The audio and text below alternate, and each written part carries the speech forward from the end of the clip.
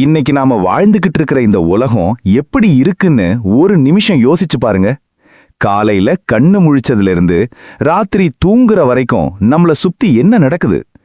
நேர்மையா இருக்கணும்னு நினைக்கிறவன் ஓரங்கட்டப்படுறான். ஆனா மத்தவங்களை ஏமாத்தி பொழைக்கிறவன் ராஜ வாழ்க்கை வாழறான். இத பார்க்கும்போது உங்களுக்கெல்லாம் கோபம் வருதா? இல்ல உலகமே இப்படித்தான் தம்பி, நாம மட்டும் எதுக்கு தனியா நிக்கணும் அப்படின்னு உங்க மனசுக்குள்ள ஒரு குரல் கேக்குதா? இந்த குரல் தான் கலியுகத்தோட முதல் ஆயுதம். இது உங்களை மெல்ல மெல்ல மழுங்கடிச்சு நீங்களும் அந்த சேத்துல ஒரு அங்கமா மாற வைக்கும். சரி, கலியுகம்னா என்ன? ஏதோ புராணத்துல வர்ற ஒரு கதைன்னு நினைச்சிட்டு இருக்கீங்களா? இல்ல நண்பர்களே, நாம இப்போ அனுபவிச்சுக்கிட்டு இருக்கிற ஒவ்வொரு வலியும் ஒவ்வொரு ஏமாற்றமும் தான் கலியுகம். பல ஆயிரம் வருஷங்களுக்கு முன்னாடியே மகாவிஷ்ணுவோட 8வது அவதாரமான கிருஷ்ணர் ஒரு விஷயத்தை ரொம்ப தெளிவா சொல்லிட்டு போனாரு. காலம் மாற மாற தர்மம் தேயும், அதர்மம் தலை தூக்கும் அப்படின்னு சொன்னாரு. ஆனா அது இவ்வளவு மோசமா இருக்கும்னு நாம யாருமே எதிர்பார்க்கல இல்லையா? நல்லா கவனிங்க, மத்த யுகங்கள்ல தர்மம் 4 கால்ல நின்னுச்சான், அப்புறம் 3, அப்புறம் 2ன்னு குறைஞ்சு இப்போ இந்த கலியுகத்துல தர்மம் வெறும் ஒத்த கால்ல தான் தத்தளிச்சு நிக்குது. அந்த ஒத்த கால் எது தெரியுமா? அதுதான் உண்மை. இந்த உலகத்துல எவ்வளவோ அநியாயம் நடந்தாலும் இன்னும் அங்கொன்னும் இங்கொன்னுமா சில உண்மையான மனுஷங்க இருக்கிறதுனால தான் இந்த பூமி இன்னும் சுத்திக்கிட்டு இருக்கு. ஆனா அந்த உண்மைக்கும் இன்னைக்கு பெரிய சோதனை வந்துட்டு இருக்கு. நீங்க நினைக்கலாம், சார் நான் மட்டும் உண்மையா இருந்து என்ன சாதிக்க போறேன், எல்லாரும் பொய் சொல்லும்போது நான் மட்டும் ஏன் கஷ்டப்படணும் அப்படின்னு உங்க மனசுல எழுகிற இந்த கேள்விதான் கலியுகத்தோட பெரிய வெற்றி. உங்களை சந்தேகப்பட வைக்கிறது, உங்களை சோர்வடைய வைக்கிறது தான் இதோட வேலையே. கிருஷ்ணர் பாகவத புராணத்துல ஒரு அருமையான விஷயத்த சொல்றாரு. கலியுகத்துல மனுஷனோட அறிவு வளரும், ஆனா அந்த அறிவு மத்தவங்களை அழிக்கத்தான் பயன்படுமே தவிர ஆக்கப்பூர்வமா இருக்காதுன்னு சொன்னாரு. இன்னைக்கு பாருங்களேன், கையில செல்போன் இருக்கு, உலகமே நம்ம விரல் நுனியில இருக்கு. ஆனா மனுஷன் முன்னாடி இருந்ததை விட இப்போதான் அதிகமா தனிமையில வாடுறான். பக்கத்து வீட்டுல யார் இருக்காங்கன்னு தெரியாது, ஆனா எங்கேயோ இருக்கிற ஒருத்தருக்காக நாம கவலைப்படுறோம். இதுதான் கலியுக மாயை. உறவுகள்ல உண்மை இல்ல, நட்புல நேர்மை இல்ல, எது எடுத்தாலும் ஒரு சுயநலம், ஒரு பிசினஸ். இந்த சூழல்ல நீங்க எப்படி வாழ போறீங்க? கொஞ்சம் கற்பனை பண்ணி பாருங்க. ஒரு பெரிய கடல்ல நீங்க ஒரு சின்ன படகுல போய்கிட்டு இருக்கீங்க. சுத்தி அலைகள் சீருது, புயல் வீசுது. அந்த படகு தான் உங்க வாழ்க்கை. அந்த புயல் தான் இந்த கலியுகம். அந்த புயலை நிறுத்த உங்களால முடியாது, ஆனா உங்க படகை எப்படி செலுத்தணும்னு உங்களால முடிவு பண்ண முடியும் இல்லையா? கிருஷ்ணர் நமக்கு கொடுத்த அந்த வழிகாட்டுதல் தான் அந்த படகோட துடுப்பு. அவர் அன்னைக்கே சொல்லிட்டாரு, கலியுகம்னா என்னென்ன நடக்கும்னு. மனிதர்கள் பணத்துக்காக எதையும் செய்வாங்க, பதவிக்காக பெத்தவங்களையே மறப்பாங்க. ஆன்மீகம்ங்கிறது ஒரு வியாபாரமா மாறும். இதெல்லாம் இப்ப நடக்குதா இல்லையா? இந்த முதல் பாகத்துல நாம புரிஞ்சிக்க வேண்டிய விஷயம் ஒண்ணுதான். கலியுகம்ங்கிறது வெளியில இல்ல, அது நம்ம மனசுக்குள்ள ஊடுருவி இருக்கு. ஒரு மனுஷன் எப்போ மத்தவங்களோட துண்டத்தை பார்த்து சிரிக்க ஆரம்பிக்கிறானோ, எப்போ தனக்கு மட்டும் எல்லாம் கிடைக்கணும்னு நினைக்கிறானோ, அப்பவே அவன் கலியுகத்தோட பிடியில சிக்கிட்டான்னு அர்த்தம். ஆனா கிருஷ்ணர் ஒரு நம்பிக்கையை தராரு. என்ன தெரியுமா? எங்கெல்லாம் தர்மம் குறையுதோ அங்கெல்லாம் நான் வருவேன் அப்படின்னு சொன்னாரு. அவர் நேர்ல வர்றாரோ இல்லையோ, அவரோட உபதேசம் உங்க மனசுக்குள்ள ஒரு ஒளியா வரப்போகுது. இப்போ நீங்க ஒரு முடிவெடுக்கணும். இந்த கலியுக ஓட்டத்துல நீங்களும் ஒரு ஆடா மாடா ஓட போறீங்களா, இல்ல புயலுக்கு நடுவிலையும் அசையாம நிக்கிற ஒரு கலங்கரை விளக்கமா மாற போறீங்களா? இந்த உலகம் உங்களை ஏமாளி அப்படின்னு சொல்லலாம். நீங்க நேர்மையா இருந்தா உனக்கு பிழைக்க தெரியல அப்படின்னு கிண்டல் பண்ணலாம். ஆனா அவங்களுக்கு தெரியாது நீங்க பிடிச்சிட்டு இருக்கிறது அந்த கிருஷ்ணனோட பாதத்தேன்னு. கலியுகத்தோட இருட்டை பத்தி பேச ஆரம்பிச்சா பேசிட்டே இருக்கலாம். ஆனா இருட்டை திட்டுறதுனால எந்த பயனும் இல்ல. ஒரு சின்ன மெழுகுவர்த்தியை ஏத்துனாதான் வெளிச்சம் வரும். அந்த மெழுகுவர்த்தி தான் உங்களுடைய நிதானம். இந்த யுகத்துல மனுஷனோட ஆயுள் குறைவு, ஞாபக சக்தி குறைவு, பொறுமை சுத்தமா கிடையாது. எதையும் இன்ஸ்டன்டா எதிர்பார்க்கிறோம். ஆனா வாழ்க்கைங்கிறது ஒரு மெதுவான பயணம். அந்த பயணத்துல கிருஷ்ணரோட கைப்பிடிச்சு எப்படி நடக்கலான்ங்கிறத அடுத்தடுத்த பாகங்கள்ல ஆழமா பார்க்க போறோம். இப்போ நீங்க ஒரு கேள்வி கேட்கலாம். சரிங்க, சூழல் தான் சரியில்லைன்னு சொல்லிட்டீங்க, ஆனா என் மனசு ஏன் இவ்வளவு அலைபாயுது, ஏன் என்னால ஒரு இடத்துல நிம்மதியா இருக்க முடியல அப்படின்னு. கலியுகத்தோட அடுத்த பெரிய சதி நம்ம மனசை கலைக்கிறது தான். அந்த மனசை எப்படி உங்க நண்பனா மாத்திக்கிறது? கிருஷ்ணர் அந்த அர்ஜுனனுக்கு சொன்ன ரகசியம் என்ன? அத நாம அடுத்ததா ரொம்ப தெளிவா மனசை தொடுற மாதிரி பார்க்க போறோம். தயாரா இருங்க, ஏன்னா இந்த யுத்தம் உங்க மனசுக்குள்ள தான் நடக்க போகுது. யார் உன் எதிரி? ஒரு நிமிஷம் நிதானமா யோசிச்சு பதில் சொல்லுங்க பாப்போம். உங்களை ஏமாத்தின நண்பனா, உங்களை மதிக்காத சொந்தக்காரங்களா, இல்ல உங்களுக்கு குடைச்சல் கொடுக்கிற மேலதிகாரியா? தப்பு தம்பி, தப்பு. உங்களுடைய உண்மையான எதிரி வெளியில இல்ல, அது உங்களுக்குள்ளேயே இருக்கிற உங்க மனசுதான். இந்த கலியுகத்துல மனுஷனோட மிகப்பெரிய சாபமே அவன் மனசு அவனோட பேச்ச கேட்கறதில்ல. கிருஷ்ணர் அன்னைக்கே குருக்ஷேத்திரத்துல அர்ஜுனன் கிட்ட சொன்னாரு, மனமே ஒருவனுக்கு சிறந்த நண்பன், அதுவே அவனுக்கு எதிரியும் கூட. இன்னைக்கு உங்க வாழ்க்கையில நீங்க எடுக்கிற தப்பான முடிவுகள், உங்களை வாற்ற கவலைகள், அந்த ராத்திரி நேரத்து தூக்கமின்மை, இது எல்லாத்துக்கும் காரணம் இந்த அடங்காத மனசுதான். கலியுகத்துல மனசு எப்படி இருக்கும் தெரியுமா? ஒரு மரத்திலிருந்து இன்னொரு மரத்துக்கு தாவற குரங்கு மாதிரி கிடையாது, அது நெருப்புல விழுந்த குரங்கு மாதிரி. ஒரு நிமிஷம் கூட ஒரு இடத்துல நிக்காது. நீங்க ஒரு முக்கியமான வேலை செஞ்சிட்டு இருப்பீங்க, அப்போ உங்க மனசு எங்கேயோ 5 வருஷத்துக்கு முன்னாடி யாரோ ஒருத்தர் உங்களை அவமானப்படுத்தின விஷயத்தை கொண்டு வந்து முன்னாடி நிறுத்தும். உடனே நீங்க கோவப்படுவீங்க, வருத்தப்படுவீங்க. அந்த நிமிஷம் உங்க கையில இருக்கிற தர்மம் நழுவிடுது. கிருஷ்ணர் சொல்றாரு, இந்த மனசை அடக்கிறது காத்த பிடிக்கிற மாதிரி கஷ்டம்னே. அர்ஜுனன் பயந்தப்போ, பயப்படாத அர்ஜுனா, பயிற்சியும் வைராகியமோ இருந்தா இதை கட்டி போடலாம்னு வழிகாட்டினாரு. நண்பர்களே, இன்னைக்கு நாம ஏன் இவ்வளவு குழப்பத்துல இருக்கோம்? ஏன்னா நாம வெளியில இருக்கிற உலகத்தை ஜெயிக்க நினைக்கிறோம், ஆனா உள்ளுக்குள்ள இருக்கிற போர்க்களத்தை கவனிக்க மறந்துட்டோம். ஒரு செல்போன் நோட்டிபிகேஷன் வந்தா ஓடுறோம், ஒரு சின்ன விமர்சனம் வந்தா உடைஞ்சு போறோம். இதுதான் கலியுகத்தோட பலவீனம். உங்க மனசு ஒரு ஆழமான கடல் மாதிரி இருக்கணும். மேல அலைகள் அடுக்காலும் உள்ளுக்குள்ள அமைதியா இருக்கணும். ஆனா இப்போ நாம ஒரு சின்ன கிண்ணத்துல இருக்கிற தண்ணி மாதிரி இருக்கோம். ஒரு சின்ன கல்ல போட்டாலும் செதறிடுறோம்.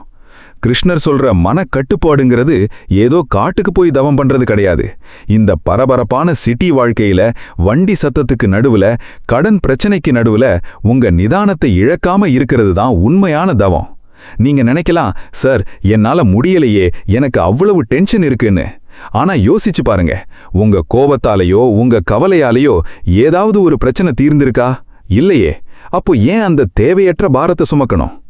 மனசை அடக்கிறதுக்கு முதல் படி அதை வேடிக்கை பார்க்கறது. உங்க மனசு ஒரு பக்கம் ஓடுதா, ஓட விடுங்க. ஆனா நீங்க அது கூட சேர்ந்து ஓடாதீங்க. சரி, இப்போ என் மனசு கோவப்படுது, இப்போ என் மனசு பொறாமப்படுதுன்னு ஒரு 3வது மனுஷனா இருந்து கவனிங்க. அந்த நிமிஷம் அந்த எண்ணத்தோட வேகம் குறைஞ்சிடும். கிருஷ்ணர் சொல்ற அந்த ஸ்திதப்பிரஜ்ஞ நிலை இதுதான். இன்பம் வரும்போது துள்ளி குதிக்காம, துன்பம் வரும்போது சோர்ந்து போகாம இருக்கிற அந்த ஒரு சமநிலை இருக்கே, அதுதான் இந்த கலியுகத்தோட மிகப்பெரிய ஆயுதம். அந்த ஆயுதம் உங்க கையில இருந்தா உங்களை எவராலும் வீழ்த்த முடியாது. ஆனா இந்த மனசை அடக்கிட்டா மட்டும் போதுமா? நாம செய்யற வேலைகளுக்கு பலன் கிடைக்கலனா மனசு மறுபடியும் சோர்வாகுமே. நான் நேர்மையா தானே சார் உழைக்கிறேன், ஆனா எனக்கு ஏன் ஒண்ணுமே கிடைக்கலன்னு நீங்க கேட்கறது என் காதுல விழுது. இந்த கவலையை தீர்க்க தான் கிருஷ்ணர் ஒரு மிகப்பெரிய தத்துவத்தை சொல்லியிருக்காரு. பலனை எதிர்பார்க்காம வேலை செய்யறது சாத்தியமா? அந்த ரகசியத்தை அடுத்ததா பார்க்கலாமா?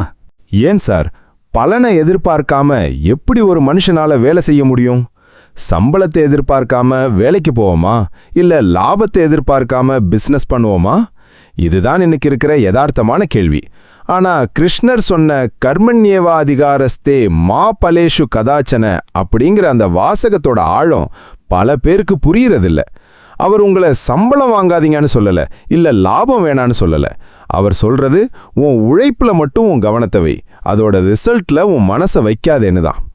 நல்லா கவனிங்க, நீங்க ஒரு வேலையை செய்யும்போது அந்த வேலையில் இருக்கிற கவனத்தை விட அதனால கிடைக்க போற லாபத்துல அதிக கவனம் வச்சிங்கன்னா உங்க உழைப்போட தரம் குறைஞ்சிடும். ஒரு கிரிக்கெட் வீரர் தான் அடிக்க போற செஞ்சுரியை பத்தி மட்டுமே யோசிச்சுட்டு இருந்தா வர்ற பந்து அவரால் ஒழுங்கா எதிர்கொள்ள முடியாது. அவரோட கவனம் அந்த பந்துல மட்டும்தான் இருக்கணும். அந்த நிமிஷத்துல அவர் வாழ்ந்தா மட்டும்தான் ரன் வரும். இதுதான் கிருஷ்ணர் சொல்ற நிஷ்காம் கர்மா. கலியுகத்துல நாம ஏன் அதிகமா ஸ்ட்ரெஸ் ஆகுறோம்? ஏன்னா நாம இன்னும் செய்யாத வேலைக்கு கிடைக்க வேண்டிய பலனை இப்பவே கற்பனை பண்ணி அது கிடைக்குமா கிடைக்காதான்னு பயப்படுறோம். இந்த பயம்தான் உங்க சக்தியை உறிஞ்சிடுது. நான் செஞ்சா மட்டும் போதுமா, மத்தவன் தட்டிட்டு போயிடுவானேன்னு தோணலாம். ஆனா உண்மை என்ன தெரியுமா? தர்மத்தோட வழியில நீங்க செய்யற எந்த ஒரு சின்ன செயலும் வீண் போகாது. அது ஏதோ ஒரு ரூபத்துல உங்ககிட்ட வந்து சேரும். அதுதான் பிரபஞ்ச விதி. அதுதான் கிருஷ்ணரோட வாக்கு. இன்னைக்கு கார்ப்பரேட் உலகத்துல டார்கெட்னு ஓடிட்டு இருக்கீங்க. அந்த ஓட்டத்துல உங்க நிம்மதியை தொலைச்சிட்டு பிபி சுகர்னு உடம்ப கெடுத்துட்டு கடைசியில அந்த பணத்தை வச்சு ஹாஸ்பிட்டல்ல செலவு பண்றீங்க. இது புத்திசாலித்தனமா? கிருஷ்ணரோட வழியில நடந்தா நீங்க கடமையை செய்வீங்க. ஆனா அந்த கடமை உங்களை கட்டி போடாது. ஒரு தாமரை இலை மேல இருக்கிற தண்ணி மாதிரி நீங்க உலகத்துல இருப்பீங்க. ஆனா உலகம் உங்களுக்குள்ள இருக்காது. கடமை செய்யும்போது இது நான் செய்யல, எனக்குள்ள இருக்கிற அந்த இறைவன் தான் செய்ய வைக்கிறார்னு ஒரு நிமிஷம் நினைச்சு பாருங்க. அப்போ அந்த வேலையில இருக்கிற கர்வம் போயிடும். கர்வம் போனா பயம் போயிடும். பயம் போனா வெற்றி தானா வரும். இந்த உலகத்துல பெரிய வெற்றியாளர்கள் எல்லாரும் தங்களை அறியாமலேயே இந்த தத்துவத்தை தான் கடைபிடிச்சிருக்காங்க. அவங்க வேலையை காதலிச்சாங்க, பணத்தை இல்ல. சரி, கடமையை செஞ்சாச்சு, மனசையும் ஓரளவுக்கு தேத்தியாச்சு. ஆனா இந்த கலியுகத்துல சுத்தி இருக்கிறவங்க நம்மள நிம்மதியா இருக்க விடுறாங்களா? எப்ப பார்த்தாலும் ஒரு டென்ஷன், ஒரு குழப்பம். இதிலிருந்து தப்பிக்க ஏதும் ஷார்ட்கட் இருக்கா? கிருஷ்ணர் ரொம்ப சிம்பிளான ஒரு வழியை சொல்லியிருக்காரு. அது என்னன்னு அடுத்ததா பார்ப்போம். மத்த யுகங்கள்ல இறைவனை அடையறதுக்கு ஆயிரக்கணக்கான வருஷங்கள் தவம் பண்ணணும், இல்லனா மிகப்பெரிய யாகங்கள் செய்யணும்னு சொல்லுவாங்க. ஆனா கலியுகத்துல மனுஷனுக்கு அந்த அளவுக்கு பொறுமையோ நேரமோ சக்தியோ கிடையாதுன்னு அந்த பரந்தாமனுக்கு தெரியும். அதனாலதான் அவர் ஒரு எளிய வழியை கொடுத்தாரு. அதுதான் நாம சங்கீர்த்தனம். அதாவது இறைவனோட பேரை சொல்றது. என்ன சார், சும்மா பேரை சொன்னா போதுமா? இது எப்படி வாழ்க்கைய மாத்தும்னு நீங்க நினைக்கலாம். சவுண்ட் வைப்ரேஷன் பத்தி கேள்விப்பட்டிருக்கீங்களா? நாம பேசுற ஒவ்வொரு வார்த்தைக்கும் ஒரு சக்தி இருக்கு.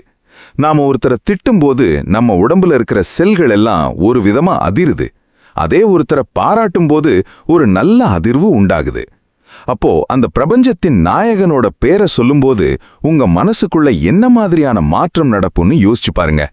கலியுகத்துல மனசு ரொம்ப அழுக்கா இருக்கு. அந்த அழுக்க துடைக்கிற சோப்பு தான் ஹரிநாமம் அல்லது இறை சிந்தனை. உங்களுக்கே தெரியும், நாம எப்போ ரொம்ப சோகமா இருக்கோமோ அப்போ ஒரு பாட்டு கேட்டா மனசு ஆறுதலா இருக்கும். அதேதான் இதுவும். ஆனா இது உங்க ஆத்மாவுக்கான பாட்டு. கிருஷ்ணான்னு நீங்க கூப்பிடும்போது அந்த சத்தத்துல உங்க கவலைகள் கரைஞ்சு போகணும். நீங்க தனியா உட்கார்ந்து மந்திரம் சொல்லணும்னு அவசியம் இல்ல. வண்டியில போகும்போது, சமைக்கும்போது, ஏன் வேலை செஞ்சுட்டு இருக்கும்போது கூட உள்ளுக்குள்ள ஒரு மெல்லிய ஓட்டமா அந்த இறை நாமம் இருக்கணும். ஏன் இதை இவ்வளவு முக்கியமா சொல்றாங்கன்னா, கலியுகத்துல மனுஷனோட புத்தி எப்பவும் எதையாவது தப்பா யோசிச்சுட்டே இருக்கும். அந்த புத்திய ஒரு வேலையில பிஸியா வைக்கணும். அதுக்கு இறை நாமத்தை விட சிறந்த வழி வேற இல்ல. இது ஒரு கேடயம் மாதிரி. வெளியிலிருந்து வர்ற தீய எண்ணங்கள், பொறாமை, கோபம் இதெல்லாம் உங்களை தாக்காம இது ஒரு பாதுகாப்பு வளையத்தை உருவாக்கும். நாம சங்கீர்த்தனம்ங்கிறது வெறும் பக்தி கிடையாது, அது ஒரு சைக்காலஜி. உங்க ஃபோக்கஸை நெகட்டிவ்ல இருந்து பாசிட்டிவுக்கு மாற்ற ஒரு டெக்னிக். கலௌ கேசவ கீர்த்தனாத். கலியுகத்துல வேற எந்த கஷ்டமான வழியும் வேணாம், அவரோட பேரை சொன்னாலே நிம்மதி கிடைக்கும்னு சாஸ்திரம் சொல்லுது. ஆனா நாம என்ன பண்றோம்? தேவையில்லாத வதந்திகளையும் மத்தவங்கள பத்தின புரணிகளையும் பேசி நம்ம நேரத்தையும் சக்தியையும் வீணாக்குறோம். கொஞ்சம் யோசிச்சு பாருங்க, ஒரு நாளைக்கு நாம எத்தனை நிமிஷம் மத்தவங்கள பத்தி தப்பா பேசுறோம்? அந்த நேரத்தை உங்க முன்னேற்றத்துக்காகவும் மன அமைதிக்காகவும் மாத்தினா வாழ்க்கை எப்படி இருக்கும்? இறைநாமம் உங்க நாக்குல இருந்தா தீய வார்த்தைகள் வராது. தீய வார்த்தைகள் வராம இருந்தா சண்டைகள் வராது. சண்டைகள் இல்லைன்னா நிம்மதி தானா வரும். ஆனா பக்தி மட்டும் இருந்தா போதுமா? நாம சாப்பிடுற சாப்பாடு நம்ம குணத்தை தீர்மானிக்கும்னு கிருஷ்ணர் சொன்னது உங்களுக்கு தெரியுமா? ஒருத்தன் ரொம்ப கோபக்காரனா இருக்கான்னா அதுக்கு அவன் சாப்பிடுற சாப்பாடும் ஒரு காரணம். அது எப்படின்னு அடுத்ததா விரிவா பாப்போம். யூ ஆர் வாட் யூ ஈட்னு இங்கிலீஷ்ல ஒரு பழமொழி இருக்கு. இதை நம்ம கிருஷ்ணர் என்னைக்கு சொல்லிட்டார் தெரியுமா? பகவத்கீதையில 17வது அத்தியாயத்துல இத பத்தி ரொம்ப ஆழமா சொல்லியிருக்காரு. நாம சாப்பிடுற உணவு வெறும் வயித்தை மட்டும் நிறைக்கிறதில்ல, அது நம்ம புத்தியையும் குணத்தையும் செதுக்குது. கலியுகத்துல நாம ஏன் இவ்வளவு பதட்டமா இருக்கோம் தெரியுமா? நாம சாப்பிடுற உணவுகள் பெரும்பாலும் ரஜஸ் மற்றும் தமஸ் குணங்கள் கொண்டது. கிருஷ்ணர் உணவை 3ஆ பிரிக்கிறாரு: சாத்வீகம், ராஜசம், தாமசம். இன்னைக்கு ஹோட்டல்ல கிடைக்கிற அந்த காரசாரமான மசாலா கொட்டின பழைய உணவுகள் எல்லாம் ராஜச உணவுகள். இதை சாப்பிட்டா தேவையில்லாத ஆவேசம், காமம், கோவம்தான் வரும். அதே மாதிரி ரொம்ப பழைய அழுகி போன மாமிச உணவுகள் தாமச உணவுகள். இது மனுஷனை சோம்பேறியாக்கி அவனை ஒரு விதமான இருட்டுக்குள்ள தள்ளிடும். சாத்வீக உணவுங்கிறது பழங்கள், காய்கறிகள், பால், தானியங்கள். இதுதான் மனசை அமைதியா வைக்கும். என்ன சார், நான் என்ன ஆட்டுக்குட்டியா வெறும் புல்லு தின்னன்னு கேட்காதீங்க. உங்கள் லட்சியம் என்ன? நீங்க ஒரு சாந்தமான தெளிவான அறிவுடைய மனுஷனா வாழணுமா, இல்ல எப்பவும் எரிச்சலோட நோயோட இருக்கணுமா? முடிவு உங்க கையில தான் இருக்கு. கலியுகத்துல கடையில விக்கிற பாக்கெட் உணவுகளும் துரித உணவுகளும் உங்க உடம்ப மட்டும் இல்ல, உங்க ஆத்மாவையும் கெடுக்குது. நல்ல கவனிங்க. ஒருத்தர் ரொம்ப கோவப்படுறான்னா அவனோட சாப்பாட்டு முறையை கொஞ்சம் கவனிச்சு பாருங்க. அவன் கண்டிப்பா அதிக காரமோ இல்லனா அதிகமா மாமிசமோ சாப்பிடுறவனா இருப்பான். கிருஷ்ணர் சொல்றாரு, சாத்வீக உணவு சாப்பிடுறவனுக்கு ஆயுள் கூடும், ஆரோக்கியம் கிடைக்கும், முக்கியமா மனசுல ஒரு மகிழ்ச்சி இருக்கும். எப்போ உங்க ரத்தத்துல சுத்தம் இருக்கோ அப்பதான் உங்க எண்ணத்திலையும் சுத்தம் இருக்கும். இன்னைக்கு பல பேருக்கு இருக்கிற பிரச்சனை டிப்ரெஷன். இதுக்கு ஒரு முக்கியமான காரணம் நாம நம்ம உடம்ப ஒரு குப்பை தொட்டியா மாத்தி வச்சிருக்கிறது தான். எப்ப பார்த்தாலும் கண்டதையும் சாப்பிட்டுட்டு அப்புறம் சாமி எனக்கு ஏன் நிம்மதி தரலன்னு கேட்டா எப்படி? உங்க உடம்பு தான் கடவுள் வாழுற கோயில். அந்த கோயிலை நீங்க சுத்தமா வச்சுக்கணும். சாப்பாடு மட்டும் இல்ல, நாம அந்த சாப்பாடை எப்படி சம்பாதிச்சோங்கிறதும் முக்கியம். ஒருத்தனோட கண்ணீர்ல வந்த பணத்துல வாங்குற சாப்பாடு உங்க புத்திய மழுங்கடிக்கும். தர்மமான வழியில வந்த உணவை இறைவனுக்கு நன்றி சொல்லிட்டு சாப்பிடும்போது அது பிரசாதமா மாறுது. அந்த பிரசாதம் உங்க கர்ம வினைகளை குறைக்கும். சாப்பாடை சரி பண்ணியாச்சு, மனசையும் திடப்படுத்தியாச்சு. ஆனா இந்த சமூகம்னு ஒன்னு இருக்கே, உறவுகள்ல வர்ற விரிசல்களை எப்படி சமாளிக்கிறது? பெத்தவங்க, மனைவி, பசங்க, நண்பர்கள், இவங்க கூட எப்படி தர்மப்படி வாழறது? அத அடுத்ததா பார்க்கலாம். இந்த உலகத்துல இன்னைக்கு இருக்கிற மிகப்பெரிய வலி என்ன தெரியுமா? நான் அவங்களுக்கு எவ்வளவு செஞ்சேன், ஆனா அவங்க எனக்கு ஒண்ணுமே செய்யலையேங்கிற அந்த ஏமாற்றம் தான். கலியுகத்துல உறவுகள் எல்லாமே ஒரு கிவ் அண்ட் டேக் பாலிசியா மாறிடுச்சு. நான் உனக்கு இதை செஞ்சா நீ எனக்கு அதை செய்யணும். இதுக்கு பேரு அன்பு கிடையாது தம்பி, இது பிசினஸ். கிருஷ்ணர் உறவுகளை பத்தி சொல்லும்போது ஒரு முக்கியமான விஷயத்த சொல்றாரு. அனைத்து உயிர்களிடத்திலும் இறைவனை காண்பவனே உண்மையான ஞானி. உங்க மனைவி கிட்டையோ, உங்க குழந்தை கிட்டையோ, இல்ல உங்க எதிரி கிட்டையோ கூட நீங்க பார்க்க வேண்டியது அந்த பரமாத்மாவைத்தான். எப்போ நீங்க ஒரு மனுஷனை வெறும் மனுஷனா பாக்குறீங்களோ அப்போ எதிர்பார்ப்பு வரும். ஆனா அவங்களுக்குள்ள இருக்கிற கடவுளுக்கு நீங்க சேவை செய்றீங்கன்னு நினைச்சா அங்க எதிர்பார்ப்பு இருக்காது. இன்னைக்கு ஏகப்பட்ட விவாகரத்துகள், குடும்ப சண்டைகள். ஏன்னா யாருக்கும் மன்னிக்கிற குணம் கிடையாது. அவன் எப்படி அப்படி சொல்லலாம், நான் யாருன்னு அவனுக்கு காட்டுறேன். இதுதான் நம்ம ஈகோ. ஆனா கிருஷ்ணர் அன்னைக்கு சிசுபால 100 தப்பு பண்ற வரைக்கும் பொறுமையா இருந்தாரு. பொறுமைதான் தர்மத்தோட வேர். உறவுகள்ல நீங்க ஜெயிக்கணும்னா சில நேரங்கள்ல நீங்க தோத்துதான் ஆகணும். உங்க ஈகோ தோத்தாதான் உங்க அன்பு ஜெயிக்கும். சுயநலம் கலியுகத்தோட ரத்தத்துல ஊறி போயிருக்கு. பெத்தவங்களையே முதியோர் இல்லத்துல விடுற கொடுமை நடக்குது. இதுக்கெல்லாம் காரணம் என்ன? மனுஷன் பொருளை நேசிக்கிறான், மனுஷங்களை உபயோகிக்கிறான். ஆனா உண்மை என்னன்னா, மனுஷங்களை நேசிக்கணும், பொருட்களை உபயோகிக்கணும். கிருஷ்ணர் குசேலரோட நட்புல நமக்கு காட்டினது இதத்தான். அந்த ஏழை நண்பன் கொடுத்த ஒரு பிடி அவளுக்காக தன் நாட்டையே கொடுத்த அந்த பெருந்தன்மை இருக்கே, அதுதான் அன்பு. உறவுகள்ல விரிசல் வரும்போது உடனே அதை உடைச்சிட்டு போகாதீங்க, அதை ஒட்ட வைக்க முயற்சி பண்ணுங்க. தர்மம்ங்கிறது மத்தவங்களை திருத்துறதில்ல, உங்களை நீங்க திருத்திக்கிறது. எனக்கு அவங்க இதை செய்யலன்னு சொல்றதை நிறுத்திட்டு நம்ம அவங்களுக்கு என்ன செய்யலாம்னு யோசிங்க. அன்புங்கிறது ஒரு நதி மாதிரி, அது பாட்டுக்கு ஓடிக்கிட்டே இருக்கணும். தேங்கி நின்னா அது அழுகிடும். ஆனா நிம்மதியா வாழ அன்பு மட்டும் போதுமா? பணமும் வேணுமே. அந்த பணத்துக்காகத்தானே இந்த உலகம் அடிச்சுக்குது. அந்த பணத்தை எப்படி சம்பாதிக்கணும், எப்படி செலவு பண்ணணும்னு கிருஷ்ணர் என்ன சொல்றாரு? அதை அடுத்ததா விரிவா பார்ப்போம். பணம் பந்தியிலே, குணம் குப்பையிலே. இதுதான் கலியுகத்தோட தாரக மந்திரம். காசு இருந்தாதான் மரியாதை, காசு இருந்தாதான் நிம்மதின்னு நாம ஓடிட்டு இருக்கோம். ஆனா உண்மை என்ன தெரியுமா? அதர்ம வழியில வர்ற பணம் உங்க வீட்டுக்குள்ள வரும்போது கூடவே நோயையும் நிம்மதியின்மையையும் சண்டையையும் கூட்டிட்டு வரும். நீங்க வேணா கவனிச்சு பாருங்க. லஞ்சம் வாங்குறவனோ இல்ல மத்தவங்களை ஏமாத்தி பிழைக்கிறவனோ நிம்மதியா தூங்குறது கிடையாது. கிருஷ்ணர் சொல்றாரு, தர்மத்தின் வழியில் ஈட்டப்படும் செல்வமே நிலைக்கும். ஒரு மனுஷன் நேர்மையா உழைச்சு சம்பாதிக்கிற 1 ரூபாய் அதர்மமா சம்பாதிக்கிற 1 கோடி ரூபாய்க்கு சமம். ஏன்னா அந்த 1 ரூபாயில நிம்மதி இருக்கும். கலியுகத்துல குறுக்கு வழியில போறவங்க சீக்கிரம் முன்னேறுற மாதிரி தெரியும், ஆனா அவங்க வீழ்ச்சி ரொம்ப பயங்கரமா இருக்கும். தர்மம்ங்கிறது ஒரு ரப்பர் பந்து மாதிரி. நீங்க எவ்வளவுக்கு எவ்வளவு கீழே தள்ளுறீங்களோ அவ்வளவு வேகமா மேல வரும். சரி, பணம் சம்பாதிச்சாச்சு, அதை என்ன பண்றது? தானம். உங்ககிட்ட இருக்கிற செல்வத்துல ஒரு பகுதியை இல்லாதவங்களுக்கு கொடுக்கணும். எனக்கே பத்தல, நான் எப்படி மத்தவங்களுக்கு கொடுப்பேன்னு தோணலாம். ஆனா கொடுக்க கொடுக்கத்தான் செல்வம் வளரும்ங்கிறது ஆன்மீக விதி. ஒரு கிணத்துல தண்ணி இறைக்க இறைக்கத்தான் ஊறும். அப்படியே வச்சிருந்தா பாசி பிடிச்சு போயிடும். உங்க பணமும் அப்படித்தான். செல்வம்ங்கிறது ஒரு பொறுப்பு. கடவுள் உங்களுக்கு அதிகமா கொடுத்திருக்காருன்னா அதன் மூலமா 4 பேருக்கு நல்லது செய்யணும்னு அவர் எதிர்பார்க்கிறாரு. அதை விட்டுட்டு ஆடம்பரத்துக்காகவும் அகங்காரத்துக்காகவும் செலவு பண்ணீங்கன்னா அந்த பணம் உங்களுக்கே வினையா முடியும். துரியோதனன் கிட்ட செல்வம் இருந்துச்சு, ஆனா தர்மம் இல்ல, அதனால அவன் அழிஞ்சான். பாண்டவர்கள் கிட்ட தர்மம் இருந்துச்சு, அதனால இழந்த செல்வத்தை அவங்களால மீட்க முடிஞ்சது. நேர்மையா இருக்கிறது ரொம்ப கஷ்டம்னு நினைக்கிறீங்களா? ஆரம்பத்துல கஷ்டமா தான் இருக்கும்.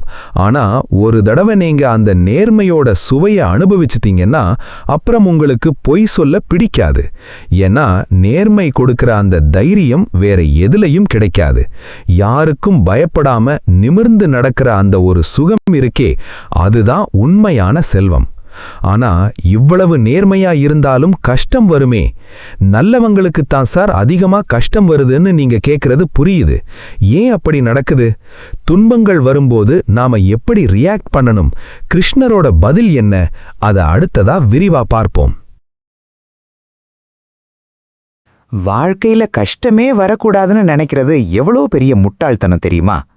ஒரு இசிஜி மெஷின்ல கோடு ஏறி இறங்குனாதான் உயிர் இருக்குன்னு அர்த்தம். ஒரே சீரா இருந்தா அது மரணம். உங்க வாழ்க்கையில கஷ்டம் வருதுன்னா நீங்க உயிரோட இருக்கீங்க. நீங்க ஒரு போராட்டத்தை சந்திச்சு ஜெயிக்க போறீங்கன்னு அர்த்தம். ஆனா கஷ்டம் வரும்போது நாம ஏன் உடைஞ்சு போறோம்? கிருஷ்ணர் அர்ஜுனன் கிட்ட சொல்றாரு, மாத்ரா ஸ்பர்சாஸ்து கௌந்தேய சீதோஷ்ண சுகதுக்கதா. அதாவது வெயிலும் நிழலும் எப்படி மாறி மாறி வருமோ அதே மாதிரி இன்பமும் துன்பமும் வரும். அதை சகிச்சுக்கோன்னு சொல்றாரு. சகிச்சுக்கவா? வலிக்குதே சார் அப்படின்னு தோணலாம். ஆனா அந்த வலிதான் உங்களை செதுக்குது. ஒரு கல் அடி தாங்குனாதான் சிலையாக முடியும். நீங்க அனுபவிக்கிற ஒவ்வொரு கஷ்டமும் உங்க கர்ம வினைய கரைக்குது. நம்ம ஊர்ல ஒரு பழமொழி சொல்லுவாங்க, நல்லவனுக்கு தான் சோதனையே வரும்னு. ஏன் தெரியுமா? ஒரு தங்கத்தை நெருப்புல போட்டாதான் அது சுத்தமாகும். சாதாரண இரும்பை யாரும் நெருப்புல போட மாட்டாங்க. நீங்க தங்கமா இருக்கிறதுனால தான் கடவுள் உங்களை சோதிச்சு உங்களை இன்னும் பிரகாசிக்க வைக்கிறாரு. கஷ்டம் வரும்போது ஏன் எனக்கு மட்டும்னு கேட்காதீங்க. இதன் மூலமா நான் என்ன கத்துக்க போறேன்னு யோசிங்க. கிருஷ்ணர் தன்னோட வாழ்க்கையில பட்ட கஷ்டங்கள் கொஞ்ச நெஞ்சமா? ஜெயில்ல பிறந்தாரு, பெத்தவங்கள பிரிஞ்சாரு, சொந்தக்காரங்களே எதிர்த்தாங்க, கடைசியில ஒரு வேடன் கையால அம்பு எய்துதான் உயிர் போச்சு. இவ்வளவு நடந்தும் அவர் எப்பவும் சிரிச்சுட்டே தான் இருந்தாரு. ஏன்னா அவர் காலத்தை கடந்தவர். நீங்களும் அந்த மனநிலைக்கு வரணும். இன்னைக்கு இருக்கிற பிரச்சனை இன்னும் 5 வருஷம் கழிச்சு இருக்குமா? இருக்காது. அப்போ ஏன் இப்போ அதுக்காக கண்ணீர் விடணும்? துன்பம் வரும்போது கடவுளை திட்டாதீங்க. அவர் உங்களை கைவிடல. அவர் ஒரு விளையாட்டு பிள்ளை. உங்களை இன்னும் பலசாலியாக்க பார்க்கறாரு.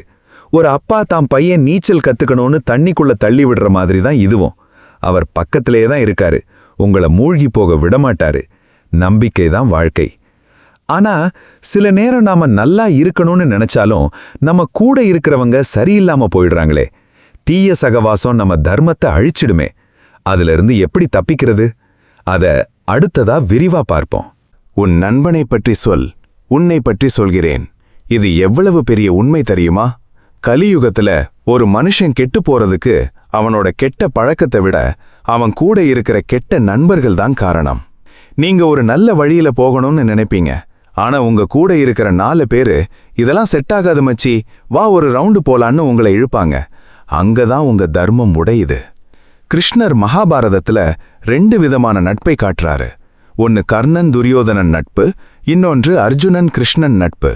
கர்ணன் நல்லவன்தான், ஆனா துரியோதனன் அப்படிங்கிற ஒரு தீய சக்தியோட சேர்ந்ததுனால அவன் செஞ்ச எல்லா நல்லதும் வீணா போச்சு. கடைசியில அதர்மத்தோட பக்கம் நின்னு சாக வேண்டியதா போச்சு. இதிலிருந்து நாம கத்துக்க வேண்டிய பாடம் என்னன்னா, தீயவர்களோட நட்பு உங்க குணத்தையே மாத்திடும். சத்சங்கம், அதாவது நல்லவர்களோட சேர்க்கை, இதுதான் கலியுகத்தோட பாதுகாப்பு கவசம். யாரெல்லாம் இறைவனை பத்தி பேசுறாங்களோ, யாரெல்லாம் நேர்மையா வாழணும்னு நினைக்கிறாங்களோ அவங்க கூட பழகுங்க. அது உங்க மனசை எப்பவும் பாசிட்டிவா வைக்கும். எனக்கு அப்படி யாரும் இல்லையே சார்னு சொல்றீங்களா? அப்போ நல்ல புத்தகங்களை வாசிங்க. ஒரு புத்தகம் 100 நண்பர்களுக்கு சமம். கலியுகத்துல போலித்தனம் அதிகம். சிரிச்சு பேசிட்டு பின்னாடி குழி பறிப்பாங்க.